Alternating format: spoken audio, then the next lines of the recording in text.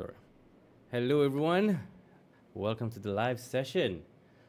Okay, so I'm going to be getting all your questions. I have a few already, and I'm going to start. So, if you guys have any questions, if you guys are just joining, if you have any questions, just put them down in the comments or in the chat, and I will answer you guys live. All right, let's go. Where is the chat box?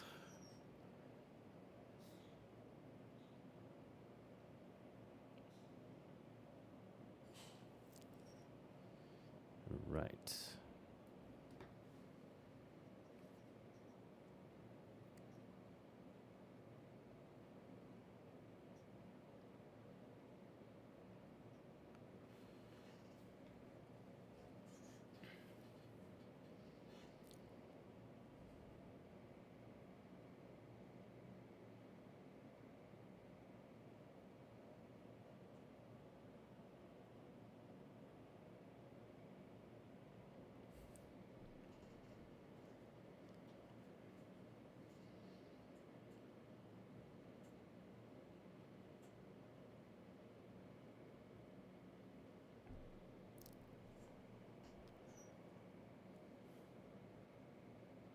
Okay, I'm just setting things up right now. I'm not sure how to go live. So, yeah, let me just see if I have all the questions ready, all the chat. All right. Okay, so someone already asked a question. I am thinking of relocating to Malaysia in the next 1 year. Where should I start? Visa, location, or property? Okay, that is a good question, actually. Now, forget about property first. You need to know how long you want to come and live in Malaysia. What is your main purpose? Do you want to come and work? Do you want to bring your kids to school here? Do you want to retire here? We have to determine the visa first, then we determine where is good or where is suitable for you to live, depending on your situation. So, to answer your question, get the visa first, determine how you're going to live here, because for those of you coming, most of you are actually just interested in the Dirantau visa, which is about 1 or 2 years. So instead of coming here for like 3 months on a tourist visa, you're here for 2 years. And that's all you need. You want to spend 2 years here, 2 years in Thailand, 2 years in Vietnam because you're traveling digital nomad style, right? So forget about MM2H and forget about all the other visas. Digital nomad is super cheap if you're coming just for a year or so. And honestly, even if you want to go for MM2H but you're not sure about Malaysia, you want to like test it out, the Dirantau is also a good option, right? But of course, you need to know how to apply for it, under which tier you fit in.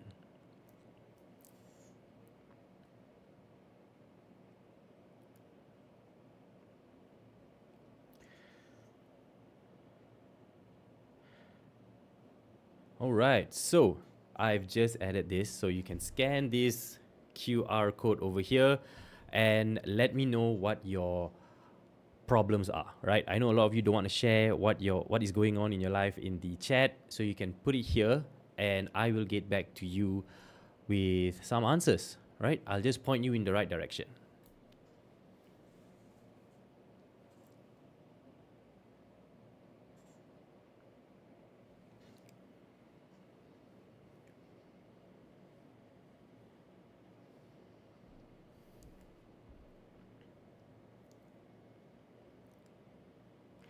Okay, so I have been getting a lot of text messages. Here are some questions. Let me just start.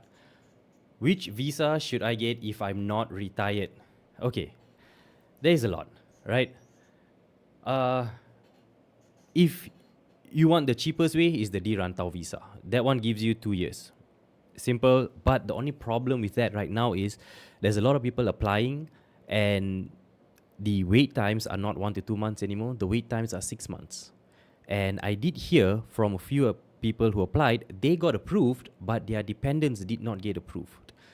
And it's been more than the 6 months and nobody's replying them. So I am really not sure what is going on with the digital nomad visa from MDEC.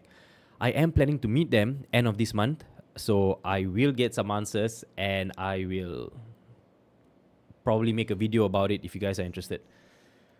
But which visa should I get if I'm not retired? Well, if you want to do business, then you can go for the PVIP.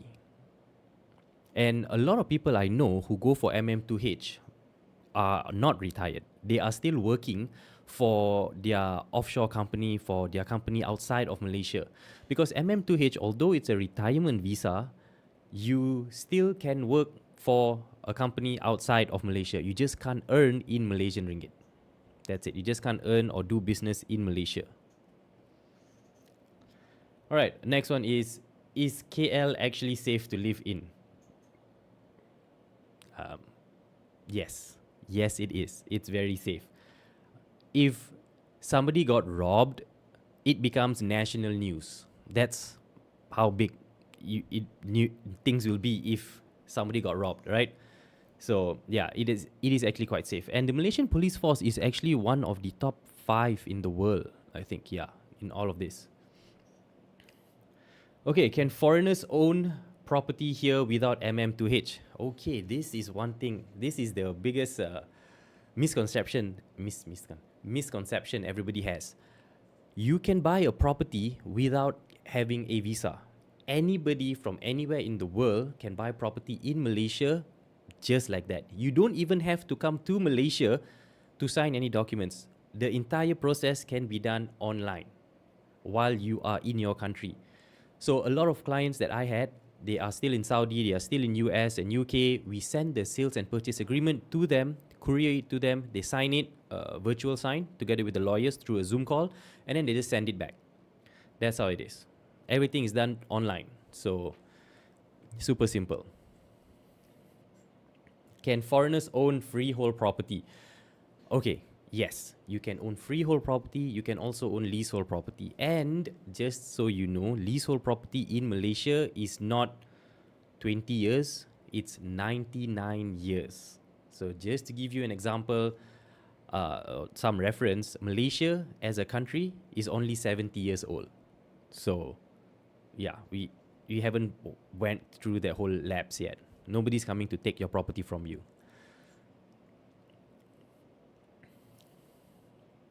Oh, this is a good question. How much money do I actually need to move? Okay. So I did write down some of these questions before. I did do a mental calculation in my head. So for MM2H, this is exactly how much you need for one person, okay? And for each additional person, you just got to add 2,000 US dollars. All right. So for this SFZ, the cheapest pass, right? The Forest City, you need about $200,000. That gives you a 10-year visa. That's including the $65,000 deposit, the property purchase, as well as the agency fee. So if you have like 2 dependents, you just add $4,000 to it. This is a rough estimate. The numbers may be slightly lower as well. For silver, it's about $310,000 USD. For gold, it's about $775,000. Honestly, I don't even recommend going for gold or platinum. It's just super high end. It's super expensive unless you really plan to bring your business and your entire family, extended family, to come and live in Malaysia. Then yes, platinum would be good for you. Or for those of you who you're already going to buy a property worth 1 million ringgit and you want a confirmed 15 years stay, then yeah, just go for the gold. But other than that, SFZ and silver is more than enough. Now, another pass nobody is talking about is Sarawak MM2H. I think that is really underestimated, right? I think that is a very good pass. If you guys are not interested in buying property, go for Sarawak MM2H. The only downside, this is the only one small thing. It's after 10 years, you have to reapply again a fresh application. But you don't have to worry because the application fee is not very expensive. It's not even close to the normal MM2H. Sarawak MM2H fee, agency fee is about, I think, 10 to 15,000 ringgit. So it's about $3,000 to $4,000, somewhere around there. Yeah, I am coming up with a podcast with Angela, and Angela is one of the Sarawak MM2H agent. She's very knowledgeable in the field. I just did a podcast with her. It is coming out, I think, next week on Monday.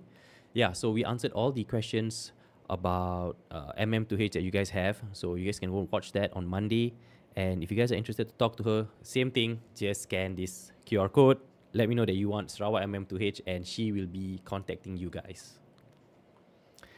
Now, another one is PVIP. If you want to run a business here, 100% you own it. You don't want to have a local business partner, PVIP. PVIP is $320,000. And this gives you 20 years. So for 320,000 US dollars, you get to live like a local. Because you can open up a company, you can invest, you can start a business, you can do whatever you want. $320,000. It's basically like a PR, just without the identity card. Yeah.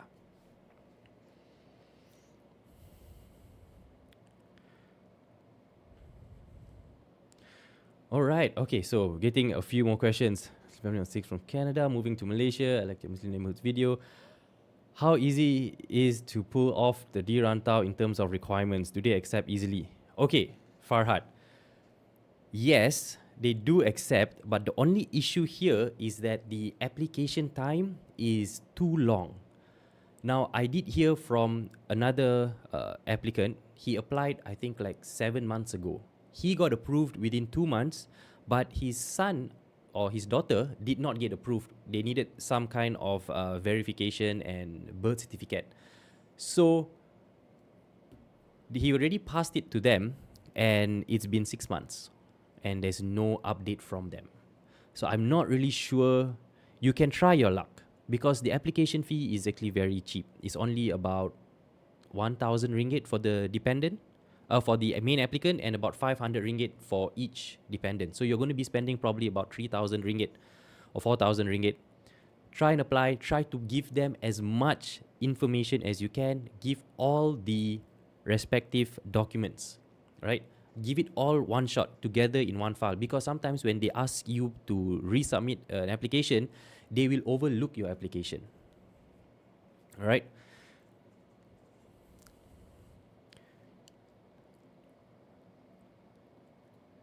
Okay, so how long would you recommend to stay for the first time to get a feel of the area? Okay. All right. I would say for you to comfortably, this is maybe a bit too much, but I think about 5 days in each city that you want to explore. Because in each city, you want to explore the tourist part, but you also want to explore where local people live, where the expats live. You want to go and enjoy there the whole day. But there's not only one area. Like, for example, if you're coming to KL, you want to relocate to KL, right? You have Mount Kiara, you have Desa Park City, you have TTDI, you have Cyberjaya. Now, you can't go to all of these places for like an hour and then make a decision if that place is good for you. You got to spend like the whole day there. You got to like probably rent a car. And I always recommend renting a car. There's a lot of car subscription services. So it's super cheap. It's only like 100 to 200 ringgit a day. So it's like for you guys in USD, it's only like $50 a day. Travel around Malaysia or around KL. Go to Cyberjaya, spend a whole day there. You see how long it takes for you to get from one place to another. It's super chill to drive. You have Google Maps, you have Waze. Easy. So I think about 5 days in each city would be a good period to spend to understand the place. We are thinking of coming first as vacation for 2 weeks. Can you please recommend the best areas for us to stay to get a local feel but still be close to most things? Okay. Well, where are you staying? Are you talking about KL, Penang, or JB? KL is super big. And if you're coming, I would recommend staying somewhere. You can spend a night or two in the city center, but if you're coming to relocate, don't spend too much time in the city center. That's just a tourist spot. Spend some time in places like Cyberjaya. I think that's a really underrated neighborhood actually. Cyberjaya, then you have TTDI, Bandar Utama, Kota Damansara, Mutiara Damansara. Because if you're coming here for 1-2 years, I don't think you're going to have to buy a property. You just rent it is good enough. And all these places have so many good opportunities and so many good properties for you to rent. And they're quite cheap. Like you can rent a landed bungalow in, I think, Mutiara Damansara, I think for about 10,000 ringgit, around there. So that's $2,500 for you guys, you get like a super big bungalow right next to IKEA, the Curve, like major malls. It's really good. Your money goes really far in Malaysia. Okay, next question. Is there any possibility to change the rules on working permit while MM2H visa? Ooh, okay. So Malaysia has made it very clear, the government has made it very clear that MM2H is a retirement visa. If you want a work visa, then you got to go for a work permit, either an employment pass or PVIP, where you want to do business. But what working permit are you talking about? Are you referring to you getting a job from an employer here, or are you talking about you starting out your own business? Because those are two different things. Like employment pass, right? Employment pass, there's category 1, 2, and 3. That category 1, 2, 3 is just based on how much your monthly salary is. Basically, how high ranking you are in the company. And this employment pass, you can't apply it yourself. The company who is employing you, they will apply the pass for you from the government. You can't apply it yourself. The company has to go through the ESD, the Expatriate Services Department, and get the visa for you. Hi, Nas. All right, I'm over 50. I have 2 small kids. Would like to move and live for at least 5 years. Question 1, what are your suggestions? Okay, how can I make appointment online with you? Okay. All right, so for those of you just joining, this QR code, you can scan it. It's a form, basically. It helps me to understand your situation, right? Are you looking for visa, property, starting a company, starting a business? So you let me know exactly what you want, and I will be able to point you in the right direction, right? And if I will text you guys on WhatsApp, so put your phone number there. A lot of forms don't have phone numbers, so I can't WhatsApp you guys.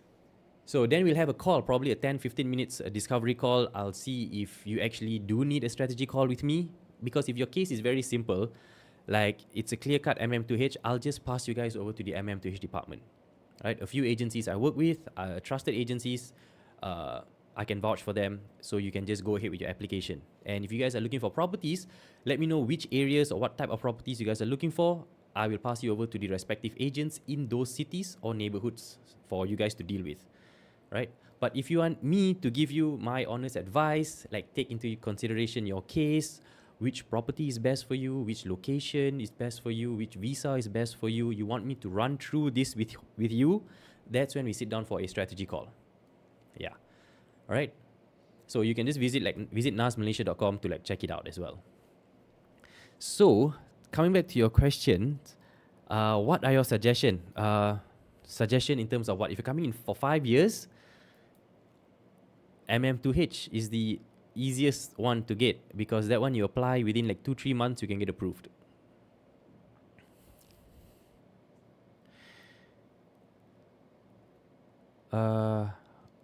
Do we have to stay in Sarawak for Sarawak visa? Okay, good question. I covered this together with Angela in the podcast on Coming Out on Monday. Now, what we need to understand is Sarawak MM2H or Sarawak East Malaysia and West Malaysia are 2 separate governments. All right, this is the East government, and then you have the Peninsular or Federal government. So this is where MM2H Silver, Gold, and Platinum is. And then Sarawak MM2H is by itself. So with that being said, Sarawak MM2H, they did mention that for the next 10 years, you only need to spend 30 days a year in Sarawak. The rest of the time you can spend wherever you want. However, they do not have the rights to tell you that you can live in West Malaysia. So at any time, federal government can say, no, if you are under Sarawak MM2H, you can only spend 30 days in Peninsular Malaysia. So they might change that rule at any given time. But for now, you can get the Sarawak MM2H and live in KL, but you still have to spend at least 30 days in Sarawak. Okay, I just have to let you know this, because if you are planning to just get the Sarawak MM2H but not live there, they will revoke your pass.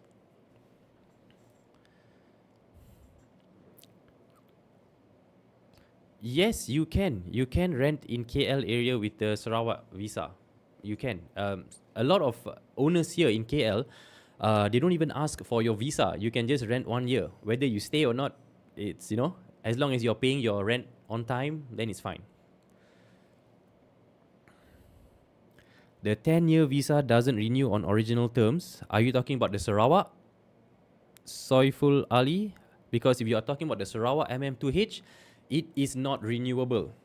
After 10 years, you have to apply again for the visa.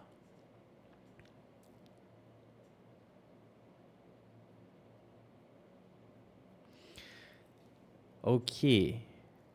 Yes, getting a job for working permit. If MM2H done, is there any possibility company can apply working permit for me? Cannot, because in your passport, there will be only one visa. You can't have an MM2H visa on one page and a working visa on another page. You can only have one visa in the passport.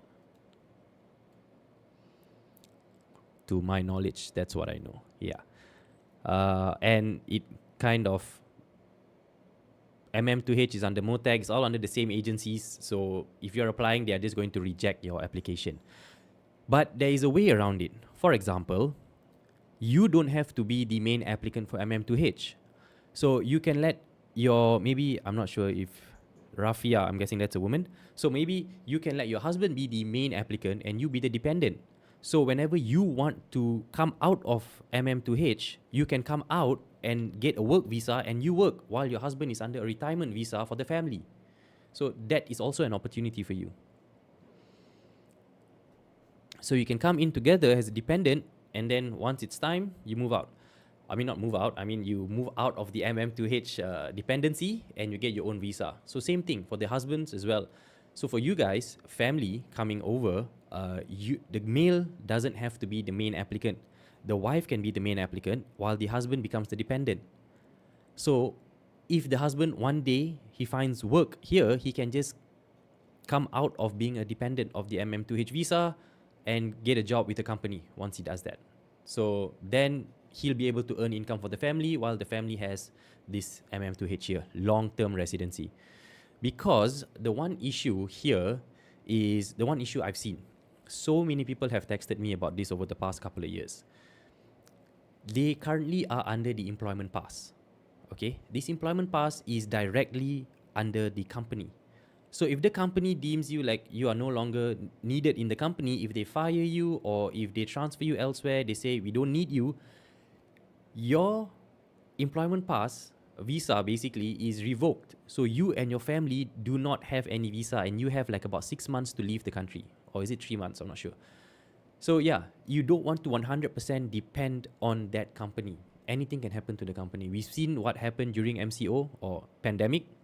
So this is how a lot of people had to leave their country and go back, or leave Malaysia and go back because they got fired. So yeah, we can talk about it through a strategy call or something if your situation is more complicated. Okay, if I'm single and come over to Malaysia under MM2H, and if I ever find a true love and got married, do I still need to renew MM2H visa when it expires, or could I continue to live in Malaysia? Okay, well, if you got married, then you can go under the long-term social visit pass. It's for spouses, those who got married to locals. You get that pass first. So over time, maybe after 5, 10, 15 years, then you can get PR. You may get PR. But yes, I'm sure you would find true love if you come here under MM2H. All right. I want to stay in short 1 month rental to be able to navigate around KL. I have spent 1 month near Masjid Jami'. Okay. I want to see the other areas to relocate. I want to know the Petaling Jaya area like. All right. Scan this QR code. I'll get you in touch with the real estate agent for short-term rentals. If you guys are interested in short-term rentals, 1 month, 2 months, I just found a guy and he'll be able to help you guys out. And it's actually quite near to the main area of locals and expats, like TTDI, is very close to the Curve, IKEA. So yeah, scan this QR code and let me know what you guys are looking for. Sarawak MM2H, normal MM2H, you guys are looking for property, investment property, let me know. If you are married to a Malaysian, how can you come to Malaysia and live without necessarily MM2H but a normal spouse visa to work or maybe even start a business? If you are married to a Malaysian, how can you come to Malaysia and live without necessarily? Yeah, this it's called the LTSVP, long term social visit pass. So if you married a local or someone is on an MM2H and your sister, for example, wants to come over and join you as well, they can't come under MM2H, but they can come under a long term social visit pass. That is one thing that you have to apply to.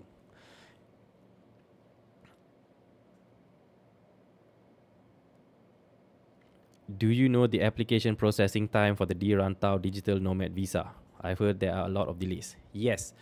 The reason why there are so many delays, this is to what I've spoken to a few people, is because your application is incomplete. I have to say this, yes. Your application, it's all over the place. I made a video on how to get approved in 30 days. Although it's difficult to get approved in 30 days now, but you try to make it easier for the person checking your application, right? Put a cover letter, a cover note. Name all your files accordingly and highlight all the information. Like if you're sending your bank statement to them to show proof of income coming in, don't send the entire month, just send the one page that shows the income is coming in. And make sure that amount is the same as what is stated in the contract, right? And if you're coming with dependents, you have to show your birth certificate or your child's birth certificate, your marriage certificate. All of this has to be endorsed by the embassy, by your embassy in your country. That has to be done before you submit. So everyone is submitting incomplete documents and submitting documents which are not verified. And so that's why there's a lot of backlog.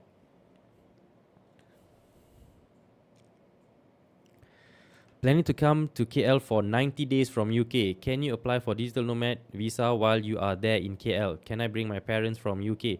Yes, you can. But as soon as the digital nomad visa is approved, you have to leave the country and come back in with that piece of paper. Yeah. Because you have to show that you got approved first, then you're coming in. So in that case, you can just fly to Singapore or just take the train into Singapore and come back in. Super simple.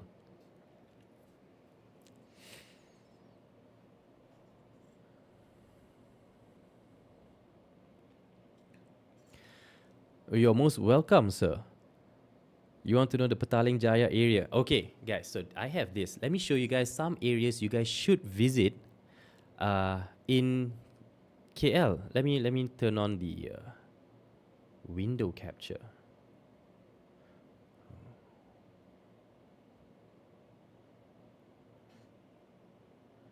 Alright, so this is the map of Greater KL, right? This is a map of KL over here.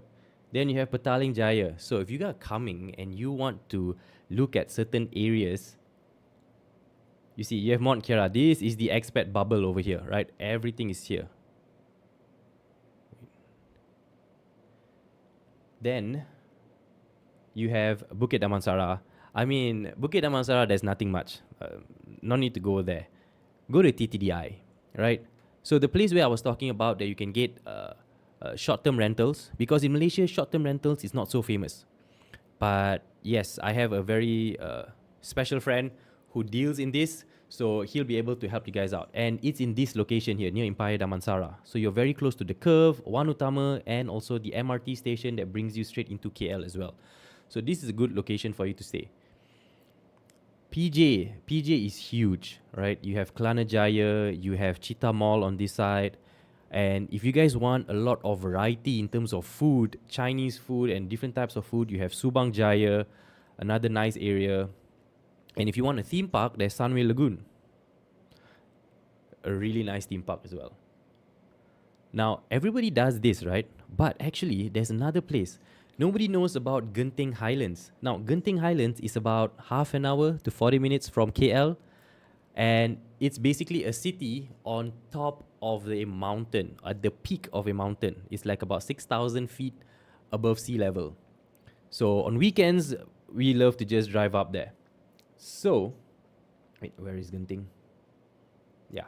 So, yeah, KL is here, Genting Highlands is just here. Nice cold weather. You're looking at about probably 20 degrees or 16 degrees sometimes. Yeah, it gets really nice and cold. Really, really nice. There's a lot of developments going on. There's the only casino in Malaysia is here. A lot of Airbnb place as well. There's a theme park, indoor and outdoor. Yeah, so many different hotels. You would love it there. All right. Okay, sorry. There's so many questions. Okay. Hi, can I get long-term stay for visa for family of 4 without investing both like a fixed deposit or buying property? Okay, Raman Sharma.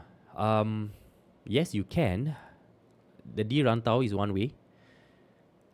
That is one way you can bring your family of 4. Another way is Sarawak MM2H, but Sarawak MM2H there still needs to be a fixed deposit, but that is your easiest way to get in, one of the cheapest way. So just to recap for some of you guys, here are some of the costs for one person for the MM2H.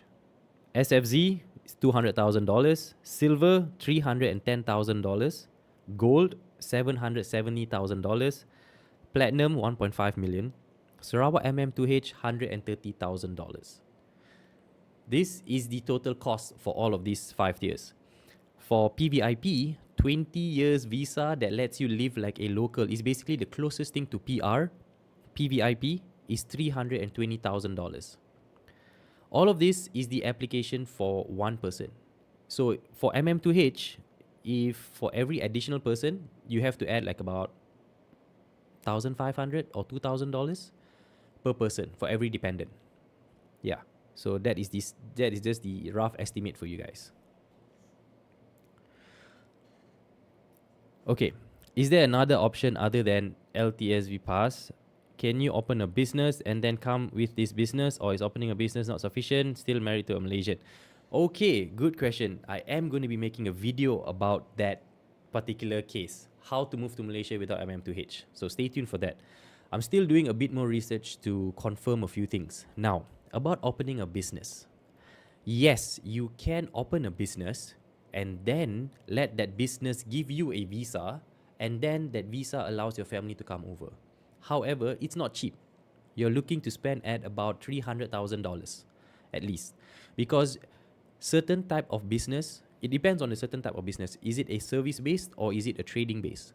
Because if you're talking about service based, then it might be slightly cheaper, maybe about $150,000 in paid up capital to start that business.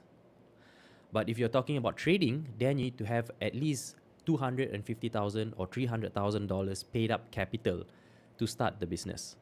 Then you have to apply for the ESD, the Expatriate Service Department or Division, to get the visa for you, and you would have to pay yourself a certain amount of salary every month, and that business has to be generating some revenue. You can't just open the business and then get a visa for yourself. You can't do that. They have to see that the money is coming in and money is going out. You have an office, you're paying staff, you have a bank account, you have licenses. Only then you can apply for a visa for yourself. But yeah, I am making a video on this. There's a lot more to discuss about this particular topic.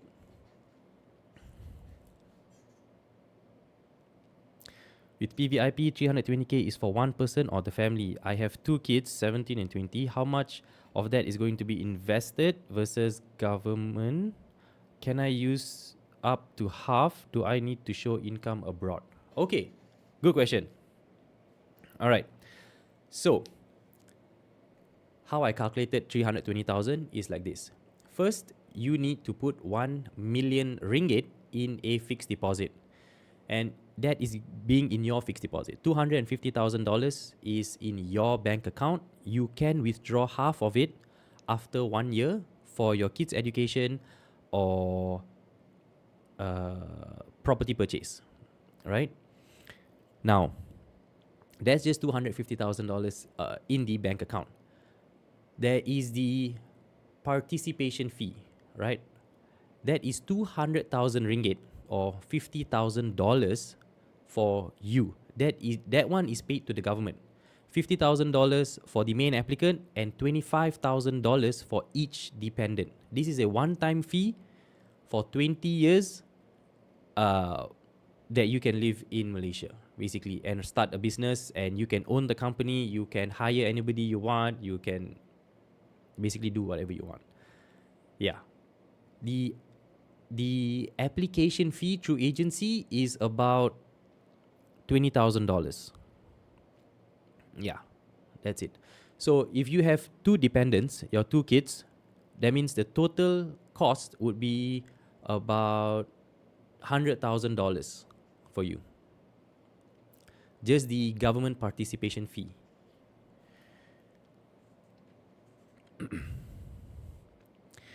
Hi Nas, how can I make an online appointment with you? Okay, you can visit nasmalaysia.com. There is a consultation call and you can book that consultation call. We can go through your entire case and I can recommend the best properties for you or the best visas for you, the best locations for you. Right? That's how we can go online. But if you want, you can fill out this form first. I'll get in touch with you. We'll have a discovery call. Yeah. So for those of you who are filling up this form, I'll have a discovery call with you. I'll point you in the right direction and see where is the best way forward for you guys. How is Bukit Jalil to buy property and live there under MM2H Silver visa? Bukit Jalil is a good place. Really. Underrated. I say good. It's a good expat place as well, especially for retirees. I am making a video for best places for retirees to retire in KL, the best neighborhoods. So, Bukit Jalil is also one of it. Good, very good place. There's a lot of wellness center as well. There's a lot of healthcare options. So yeah. What are your thoughts on the Labuan visa? Ooh, in terms of what? What do you mean? Missy, what are you referring to? In terms of cost? In terms of just getting the visa? Yeah, try to be more specific. At least I can get straight to that point. Because Labuan visa, it depends. Are you coming to Malaysia or are you getting the Labuan visa because you have an offshore company, you want to reduce your taxes? Or are you taking the Labuan visa because you just want a visa? Because if you're telling that, then I would say don't. Because getting the Labuan visa for the sake of visa only is very expensive. I would rather you spend the money buying a property in Malaysia and that property makes you money rather than you're just wasting the money every year. $10,000 every year is just wasted. Yeah, because there's a lot of hidden cost when going for Labuan visa. So only go for Labuan visa if it's a business deal. If you want a offshore account or offshore business in Labuan, because Labuan is on the East Malaysia, it's something like a Swiss bank account, right? Yeah. So there's a very little tax that you pay, 3% or 0% sometimes, depending on the business. All right, if family of 6 going from KL to Legoland, Desaru Coast, and then coming back up, would you recommend private driver or rent a van? Do you want to drive? If you want to drive, you're comfortable driving, then yes. But other than that, I would recommend get a driver. At least that's much more comfortable. There are some drivers, and there's a few, right? There are the ones who would take you in a van, like a tour. That won't be comfortable with the 6 of you guys. Then there is the Alphard. If I were you, rent the Alphard. I think you can rent the Alphard for a week for like about, I don't know, maybe 2,000 ringgit or 3,000 ringgit. Rent it for a week, super comfortable for you and your family of 6. You would enjoy an Alphard, right? So many car rental services, even Flux and GoCar, you can rent it by the day. Yeah, check out their website. I'm not sponsored by them though, but you guys can go and check them out. Flux.com and GoCar.com, I think. Yeah.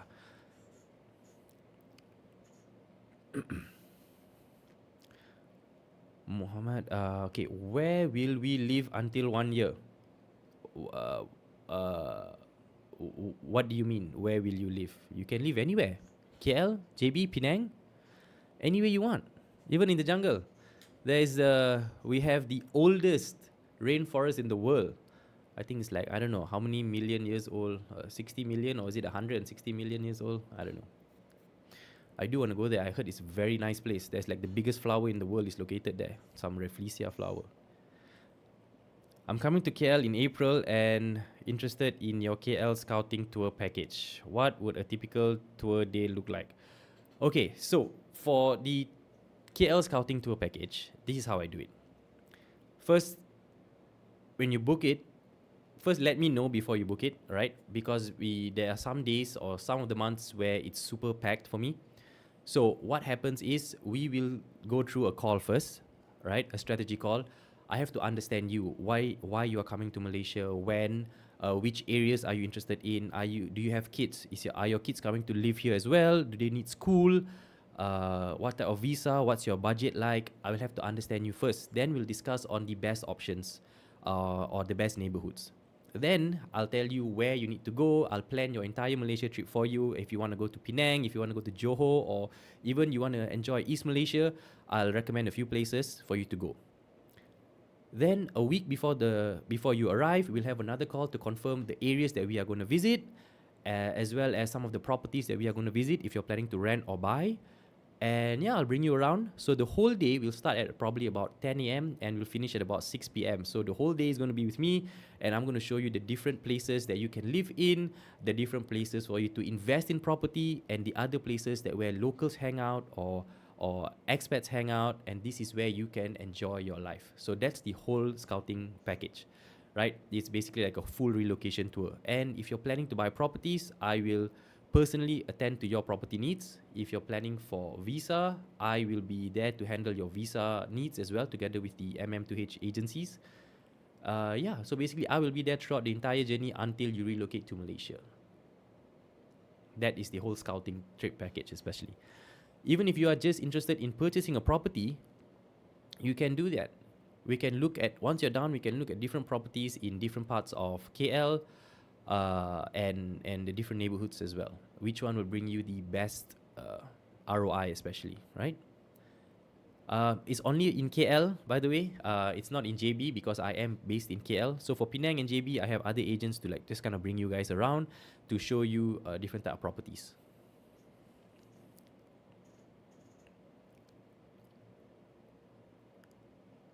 Okay, this is a good question. All right. Just wanted to ask you, with the MM2H, you are not allowed to work or earn money. So how can it be a good option just to add? Okay, so MM2H is basically they're going after high net worth individuals, right? So, or basically retirees. So retirees have pensions, have dividends from overseas. So they want the offshore income to come into Malaysia. If you want to work in Malaysia, then you have to go for the working visa, employment pass or PVIP. But for you, even if you are on the MM2H, you can still do your online work for other countries or other companies in other countries. You just can't work in a Malaysian company in Malaysia. That's the only difference. You still can do your work. You still can run your business online. If your business in US or UK, you can still run that business. You just cannot sell to locals here. You just can't operate your business in Malaysia. Yeah, but if someone doesn't have the capital to buy a property, then Labuan makes more sense, and it doesn't take 10k USD to maintain it yearly. To what I spoke to some people, it does take about 10k, and a lot of it you are in the gray area, because a lot of the agreement that I see, I'm not against it. I'm not against your Labuan. This is just me trying to warn you of in case something might happen, right? I have nothing against the Labuan. That's why I never did any Labuan visa video, because I don't see it as a good option. Because to a few of the Labuan guys that I spoke to, number one, it sounds very expensive, $5,000 to $10,000. I think it's about $10,000 to maintain it, because you somewhat need to have a company operating in Labuan. Then you need to have cost for the company to run. Then you need to have staff. In your company, you need to have staff, and the company needs to show audit accounts that you are paying your staff a certain amount of salary, at least 2 staff. Then you also have to show that you're paying for rental. You have to show you're paying for internet. You need to show address. So the Labuan company is the one that will have this and do this service for you. And they're not going to do it for free. They're going to charge you, right? Well, yeah, I mean, if you don't have the cash right now, you can go for the D-Rantau. Okay, so this is another thing about D-Rantau. I haven't confirmed it yet. I am meeting the MDEC guys end of this month or maybe beginning of next month. I am planning to meet them, waiting for their reply. Under D-Rantau, I remember somebody asked me back then, what happens after 2 years? The D-Rantau is only for 2 years, right? You have an option to apply for the 5 years MTEP program, the Malaysian Tech Entrepreneur Program or visa, and it gives you an additional 5 years. You have to apply for it though. They want to see whether you want to open a company here and start your entrepreneurial business here, and they will help you and guide you in doing so. So that is a good option. So start with that. If you really have no cash to buy a property, start with the Rantau and then look into MTEP. It's by the MDEC. Go to the MDEC website and check out all the other plans that they have and see how, that they can help you out.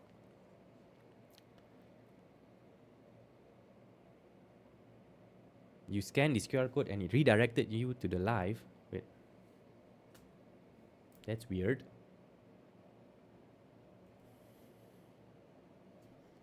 Let me try.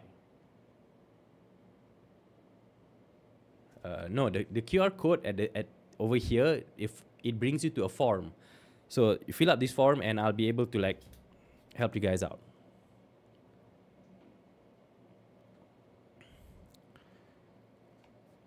You own Labuan company for 5 years. Okay.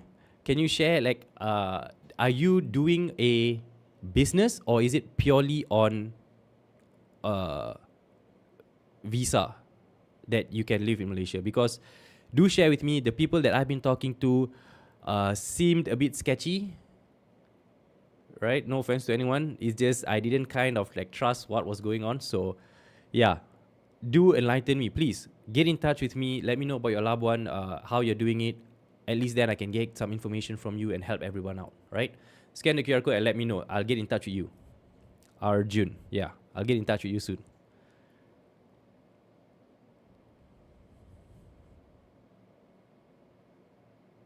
Hey, greetings from Europe. Yes, greetings from Malaysia. Yes, David Silas. Yeah, could we invest in Langkawi property but stay in KL? Would the rental income be allowed on MM2H? Yes, yes, it will. Now, rental income will be taxed. Whether you're under MM2H or not, rental income will be taxed in Malaysia. Right now, they have the new e-invoice, so nobody can run away from tax. But yeah, yes, you can invest in Langkawi property and stay in KL. If you are interested, I have a few agents in Langkawi that they are doing very good Langkawi properties. I think the ROI is about 6 to 7% ROI year on year, and it's in a very good location. So scan the QR code and I'll send you to them. With MM2H or D-Rantau, can you apply for international company operating in Greater KL? No, you can't.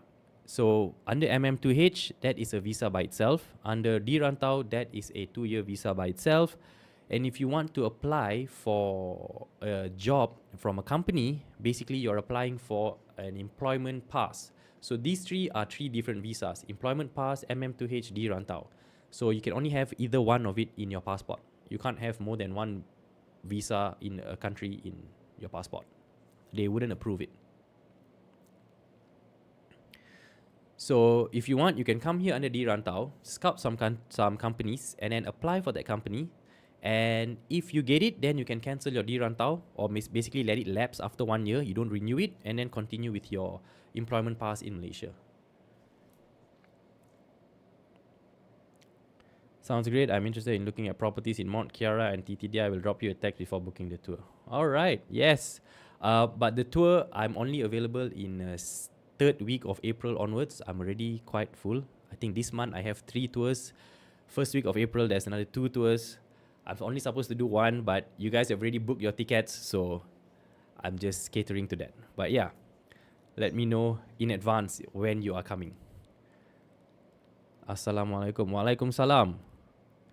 Please make this live stream available to watch later. I missed the beginning and I don't think to stay for the whole thing. Yes, yes. The live stream will be available indefinitely, right? So yeah.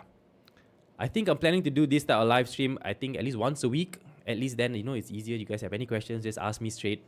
Sometimes I get too many texts on WhatsApp. I just miss out on a lot. Yeah, so just nudge me again if I don't reply.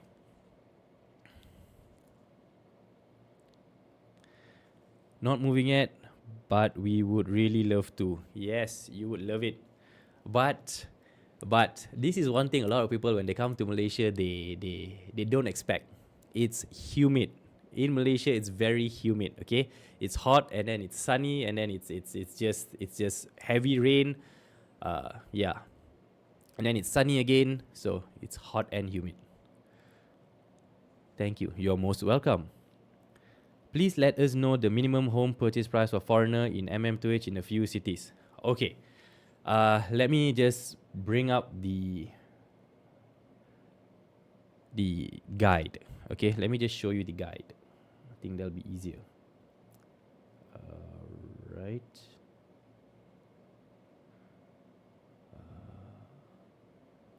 Okay. Wait, where is it?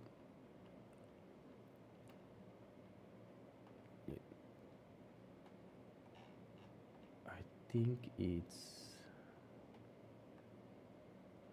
Okay, it's here. So this is the minimum property purchase price by state. Okay, you can't see my face, right? Okay, yes. So, yeah, you can screenshot this if you want to.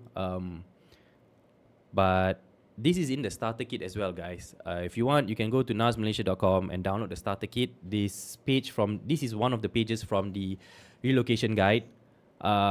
Yeah, so in KL, it's 1 million ringgit for strata and landed property, right? Condo. In Selangor, only is 2 million ringgit. Okay? Only in Selangor, it's 2 million ringgit. Almost everywhere else, like all the other major cities like KL, Penang, JB, it's 1 million ringgit.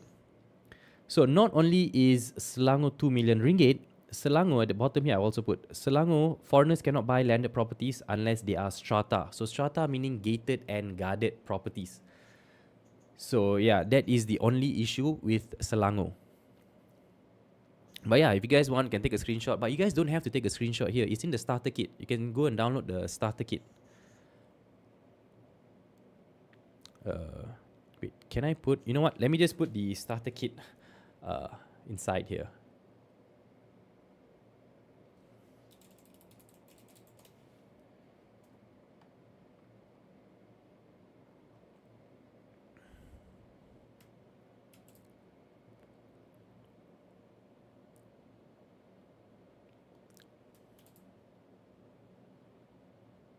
Yeah, this is the starter kit. You can just download.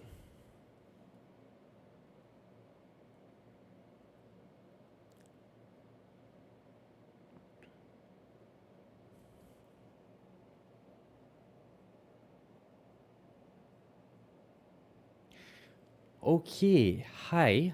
I will be moving to Malaysia for retirement around 2035. Alright.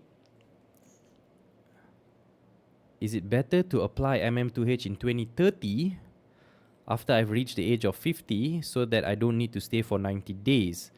Or do I do it now or I do in 2035? Okay. It actually depends on you. Number one, I don't know how long this tier is going to last. I don't know if they are going to make it more difficult or they are going to abolish it. I don't think so they're going to abolish MM2H. But I do think that based on the number of applications and based on the past 25 years of MM2H, they've only made it more difficult. So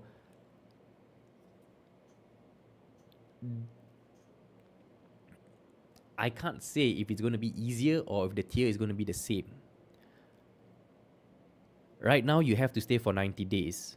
But if you can't come here for 90 days a year, then maybe wait until you can come. But yeah, this is a chicken and egg situation. I don't know how to help you here. Um, if you can spend 90 days in Malaysia right now, then yeah. But because your plan is in the next 9 years, actually. So it's a very long time. I don't know how the requirements are going to be like. Maybe it's going to be easier. I lived in Penang for 2 years, but KL would be my preference as an adult. I agree. Penang is nice. Penang is actually quite small. Okay, let me show you the map. Penang, right, is wait a minute. Where is it? Penang is an island over here. Nothing much to do on the mainland, so everything's on an island. And most of the important stuff or most of the expat areas or everyone goes to is here. It's just the stop part here. You can basically enjoy Penang in like 3 days. You can like really enjoy everything from Batu Ferringhi. Batu Ferringhi is a very high-end place. Tanjung Bunga as well and Tanjung Tokong. There's also like the new developments by E&O coming up on this new island, man-made island. So yeah, Quayside, Straits Key, this is a nice place to hang out as well. So if you guys are coming, you guys want to live, this is a good area to start your scouting trip. Or you know, if you're thinking of Penang. Penang is a very nice place. It's very chill. It's just the traffic and the people driving there is just crazy. But yeah, other than that, Penang is a food haven. But I wouldn't do MM2H since it's a 10-year commitment that in my 30s, it would be the D-Rantau visa. Of course, definitely. Don't go for MM2H if you're still in your 30s. Go for the D-Rantau. Because you want to be able to work or start a business here. And committing to a 5-year or 10-year visa that doesn't allow you to work is, I think, not the best way.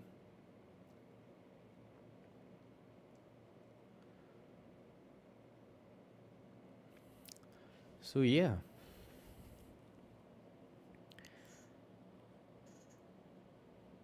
All right, for the minimum purchase price for Forest City, for Ghost City is 500,000. Yes, it's 500,000. Okay.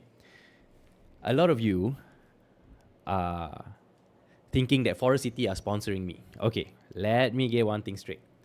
Forest City is not sponsoring me. The only reason why I talk about Forest City is because a lot of you guys who are coming to Malaysia, you want to start a new life in Malaysia, and because there's a lot of problems going on in your country. There's a lot of issue, instability, the money is dropping, a lot of problems going on there. And you don't have a lot of money, right? You guys don't have a lot of cold hard cash to spend. Forest City is your easiest access into Malaysia, into West Malaysia, right? Peninsular Malaysia. It gives you the cheapest way to get 10-year residency, and you put very little amount inside fixed deposit, because if you go for silver, you're going to have to put at least $75,000 fixed in that deposit forever. As long as you are in Malaysia under the MM2H, that money has to be there. But if you're above 50, you only need to keep about $16,000 inside and buy a property there. Although I know Forest City may be considered a ghost town, I can assure you, if you go there, there's a lot of people there. Johor in general is a ghost town. You know why? Because 70%, okay, don't quote me on this, but I'm just assuming about a lot of people, so I think about 70% of the Johorians or Johor people who live in Johor, they work in JB, in Singapore. So they travel every day. So from Monday to Friday, during working hours, it is empty. I did film a few videos in Medini, in Iskandar, even going into JB city center. I could park right in front of the shop in the city center itself, get down, go buy food at 9 a.m. on a Monday morning. You can't do that in KL. So influencers are giving like the bad name because they want some clickbaity title of a ghost town. But if you go there, it's actually a nice place to live. There's a lot of security guards. There's a lot of policemen. There's no crime in Forest City, and there's a lot of this group of uh, entrepreneurs that are, I forgot what it's called. Is it called D21? They're actually in Forest City, and they will pay you $100,000 to start your business. They're an independent company, a startup company from US, from Silicon Valley that they're doing there. I think Nas Daily also spoke about it. Yeah, so there's like a few hundred people there doing that business thing and stuff. And the rental in Forest City has been increasing in the past 1 year. Now, a studio unit is almost the same as KL, about 1,200 or 1,400 ringgit per month. Because rentals in Johor City Centre has been increasing because of the RTS station. So this one I cover in the strategy call and how our investment opportunities lies, right? Because the rent in Johor Bahru City Centre is increasing, the locals can't afford to live there anymore, so they are going to Forest City. Why? Is because the rent is cheap, and right next to Forest City is the second link bridge into Singapore. So that is their other access into Singapore. So that's how they are. That's why rental is increasing. Forest City is not an investment play, but it's still considered quite safe because you still can make your money back.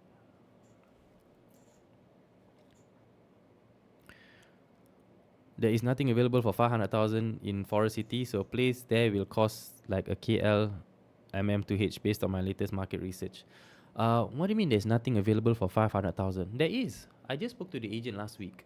One MM2H, a few MM2H Forest City SFZ pass was approved, and they just purchased a property for 490,000 ringgit. Yeah. But beautiful apartments, and it's worth, but it's more than 1 million. If you're spending more than 1 million, then of course I don't recommend Forest City. I would recommend KL, Mont Kiara, and other better investment options for you.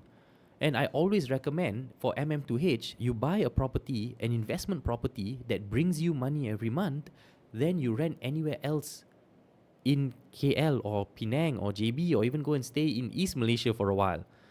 Don't let your property hold you down or tie you to a specific location. Any specific rules for school enrollment under MM2H? Nope, there aren't any specific rules. You can enroll your kids into any private school or international school that you want. What specific rules are you talking about? When exactly does the 10-year lock begin? The day you get your visa in your passport, right? That's the day it starts. So the 10-year lock-in, now, okay, so for MM2H, now, yes, it sounds scary. You have to lock in the money in the fixed deposit. You can't sell the property for 10 years. Two things. You can sell your property within 10 years. You can. But you have to buy something more expensive. Or if you want to cancel the MM2H altogether, and you can sell the property whenever you want, and you can withdraw your money as well whenever you want. The government is just putting this commitment on you to ask you to show your basically your commitment to Malaysia. If you want to make Malaysia your second home, commit to Malaysia. Because during the pandemic, what happened was everyone just took out their money from the bank and left. All MM2H did that.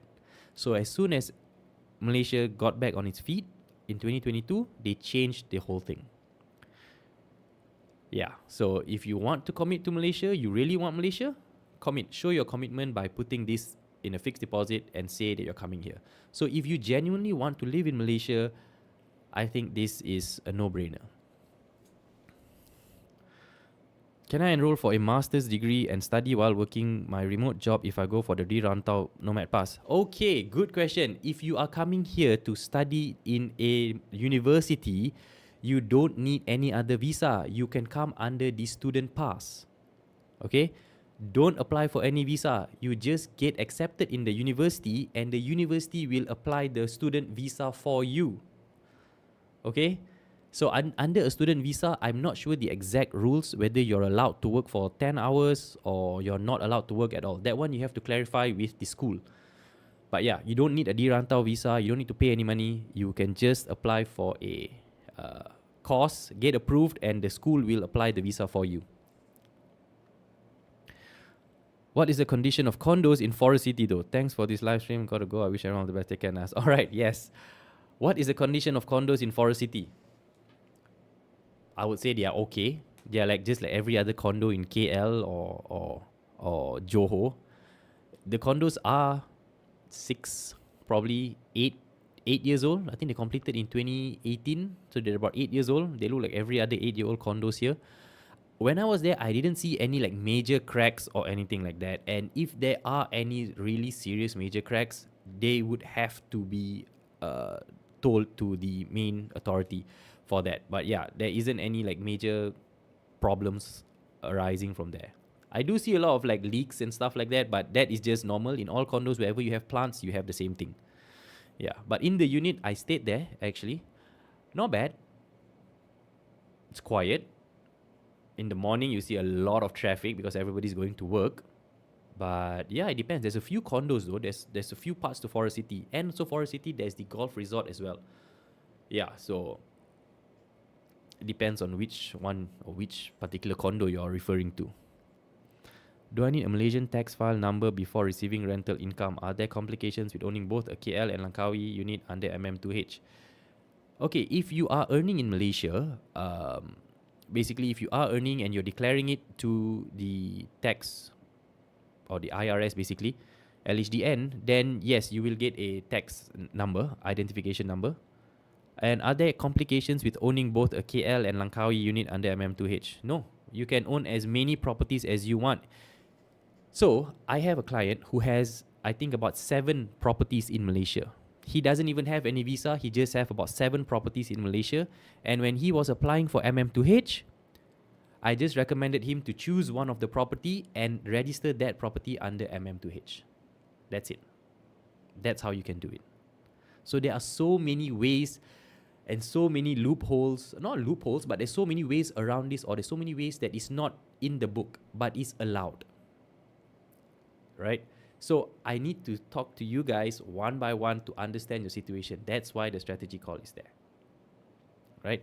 So there's so many ways. So because you guys are asking these kind of questions, very complicated questions, that's why I can answer you guys. All right. So yeah, no, you can own Langkawi properties, you can own JB properties, you can own like 20, 30 properties. I have a JB property that I have inherited in Johor Jaya. I am renovating. At the moment, I am undecided if I should get an MM2H. I mean, if you want to live in Malaysia, then you can get an MM2H. What are your options? If not MM2H, are you not going to live in Malaysia? I'm guessing you're from Singapore, right? Under Singapore, I don't know if there's a special pass for Singaporeans to come in. I'm not sure. I don't think so they have any. Any recommendations for investment opportunities in Thailand? Ooh, that one I don't know. I don't know about any opportunities in Thailand. All I know is Bangkok is super expensive. Really, really expensive. That's more expensive than KL. What if I still want to work my remote job though? What if I still want to work my remote job? I think student work hours are only 20 hours a week. Okay. If your remote job is overseas, then there's no issue. You can just continue working because nobody's going to know that you are working from your laptop. If I put my child in international school, can I get a guardian visa? Yes, you can. You can get a guardian visa, but you have to talk to the school. Certain schools will not apply for you. You would have to apply independently, and that is a problem. Because when you are applying for that school, or when you're applying for the visa, the school is the best person to apply for you. And you want the school to not only apply for you, but for your spouse as well, so that you can get 2 visas. And some schools are allowing that. Some schools, they don't do that. So go for the schools that give you that option, that you and your husband can apply together and come to Malaysia together and take care of your kid. What is the ROI from Forest City condo? All right, Forest City is not an investment play. Forest City is for those of you who you just want a long-term visa, renewable, you want to come into Malaysia. That is your best option. In terms of ROI, I think you're looking at about 2% or 3% at most. Yeah. For a 500,000 ringgit unit, you're getting about probably 1,000. So that's about, let's just say 12,000. Yeah, it's about 1-2% ROI. That's it. But I did hear some good news about Forest City. They are planning some big renovations. They're bringing in like shops and cafes and stuff into the place because there's a lot of people coming in now. So yeah. Yes, David, both parents, guardian visa. I know. With PVIP, do I need to show income abroad? Yes, for the first, basically until you apply, you need to show the income abroad, that you have some income. But what I know is after you apply, they don't really ask for you to show that income.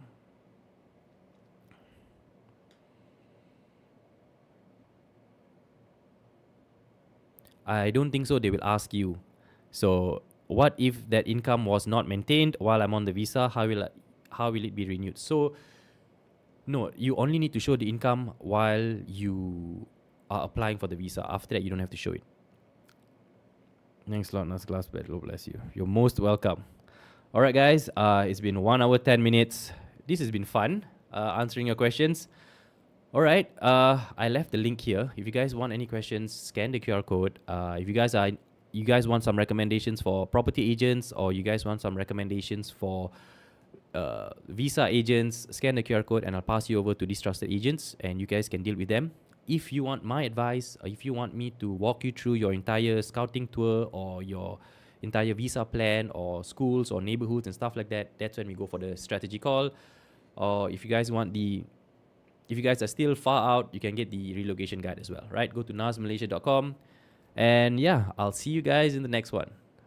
Monday, there'll be the Sarawak MM2H podcast where I interview Angela, who is a very, very smart lady. Yeah, you guys can ask her questions there and she will reply you in the comments as well. All right, I'll see you on Monday.